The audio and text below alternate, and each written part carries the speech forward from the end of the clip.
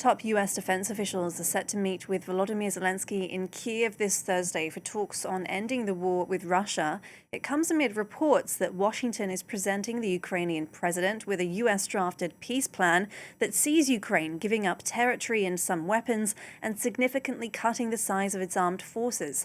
Such a plan would represent a major setback for Kyiv as it faces further Russian gains in eastern Ukraine and with Zelensky tackling a corruption scandal. For more on this story, we can cross live to France 24's Emmanuelle Chaze in Kyiv. Emmanuelle, what more then do we know about this US-drafted plan? Well, reports have been talking about a 28 points plan that is called a peace plan, but that, seen from the Ukrainian perspective, doesn't seem as a long-term peace prospect. Let me tell you what Mikhailo Podolyak, the head of the advisor of the head of the presidential office, said this week. Earlier, he said Russia is not offering a diplomatic settlement. It is offering Ukraine's unconditional capitulation, and that's very much the feeling that I had when I was talking with Ukrainians yesterday when reports have emerged about that plan. The points that are the most contentious would be the territorial concessions that Moscow would like Ukraine to make.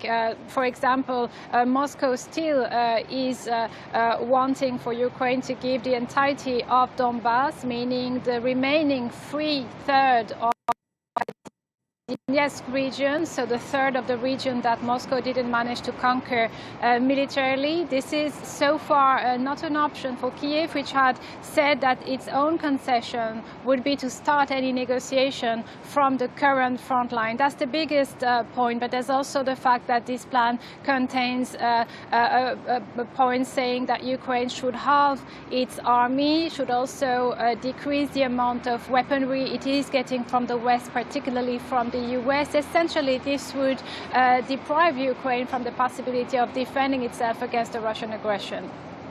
And what's the strategy of Volodymyr Zelensky going forward now? I mean, he's just coming back from a European tour during which he secured aid from allies like France and Spain.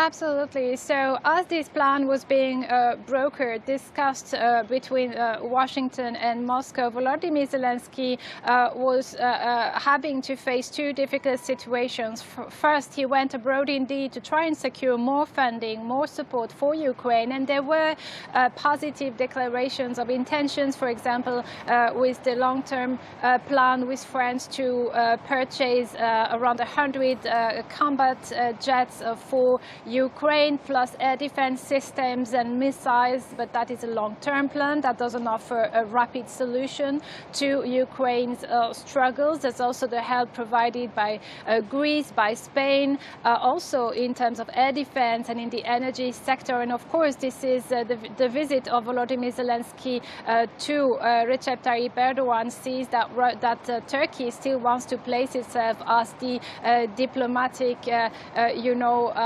actor here, and indeed we had seen those negotiations, past negotiations taking place in Istanbul, even if it was unsuccessful to bring any ceasefire here in Ukraine. So that's for the international scene. Now here in Ukraine, Volodymyr Zelensky will have to answer to a recent scandal, which is the biggest scandal of corruption that erupted since the beginning of the full-scale invasion. It is big because it involves people who are close to President Zelensky, even if he himself has not been named in that scandal so far. There's people close to him, close to his advisor Yermak, who have been suspected of laundering as much as $100 million in the energy sector, and that's the scandal that is, creating huge anger in Ukrainian society, and it's something that has already had dire consequences for this Ukrainian government. The justice minister was let go, the energy minister was let go, and that could only be the beginning. All right.